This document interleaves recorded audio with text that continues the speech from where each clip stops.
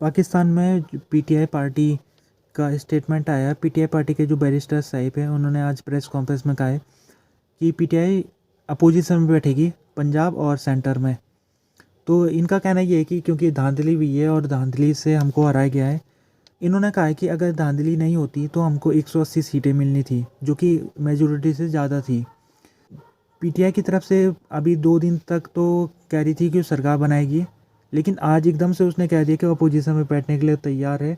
और सेंटर में PTI number 1 party के रूप में, खैर वो तो पार्टी तो उस चुनी नहीं गई थी क्योंकि वो एज ए पार्टी के ऊपर तो उसको चुनाव लड़ने के में बैन कर रखा था, लेकिन उसके जो जितने इंडिपेंडेंट कैंडिडेट थे, पीटीआई बैक इंडिपेंडेंट कैंडिडेट, उनको सेंटर यानी कि नेशनल असेंबली में सबसे ज़्यादा सीटें मिली थी 93। सबसे नंबर 1 पोजीशन में होने के बावजूद भी वो सरकार नहीं बना पा रही है, क्योंकि वो फिर एज ए इंडिपेंडेंट कैंडिडेट है, वो उसके जितने भी चुने गए और वो दूसरी पार्टी में भी शिफ्ट होना उन्होंने शुरू कर दिया है। पंजाब में भी यही हालत है, पंजाब में भी वो नंबर 1 पोजीशन में रही है, लेकिन पंजाब में भी इंडिपेंडेंट कैंडिडेट होने के कारण वो दूसरी पार्टियों में शिफ्ट होने लग गए। इस समय जो केवल पीटीआई नहीं है जो धांधली का आरोप लगा रही है, बल्कि उसके अलावा भी कई और पार्टी है जो कह रही है कि धांधली बड़े पैमाने में हुई है। एक पार्टी है जमेता उलेमा इस्लाम फजल।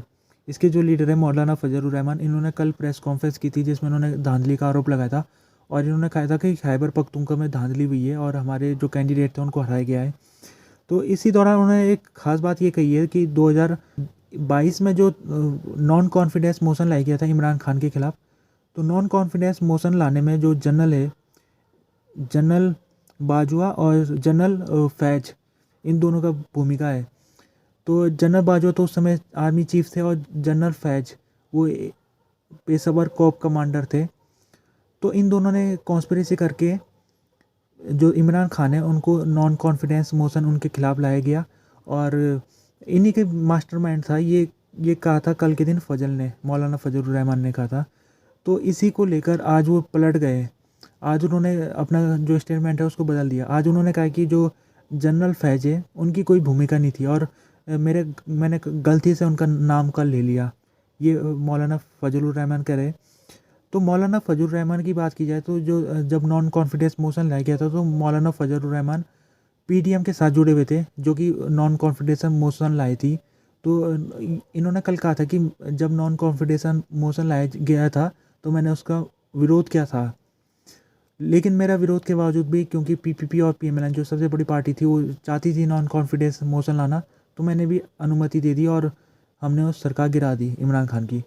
तो इनका कहना ये है कि इमरान खान की जो सरकार गिराई उसमें जो मेन था काम, मास्टरमाइंड, वो सेना के 2 लोगों ने किया था। उसके बाद तो सेना के जो 2 जनरल थे उन्होंने पॉलिटिकल पार्टी को अपना प्लान बताया और पॉलिटिकल पार्टी ने उस प्लान को एग्जीक्यूट किया। तो इनकी जो ये खबर है ये काफ़ी, जो पाकिस्तान में आमतौर में जो जनरल होते हैं आर्मी ऑफिसर, उनकी जो इंटरफेरेंस होती है पॉलिटिक्स में, वो एक बार फिर से इनके स्टेटमेंट में झलकती है।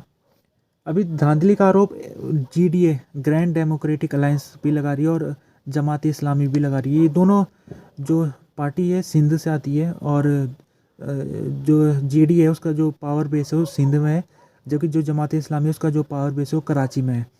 तो इन दोनों का कहना है कि बड़े पैमाने में रिगिंग हुई है। जीडीए का कहना है कि सिंध में उसको काफ़ी वोट मिला था, जो कि फॉर्म 45 के आधार में दिख भी रहा है, लेकिन फॉर्म 47 में आते आते वो वोट पता नहीं कहाँ गया, ये जीडीए कह रहा है। और जमात इस्लामी भी यही चीज़ कह रही है कि उसको वोट मिला था लेकिन उसको कोई भी सीटें नहीं मिली और वो उसको हराने की कोशिश हुई है।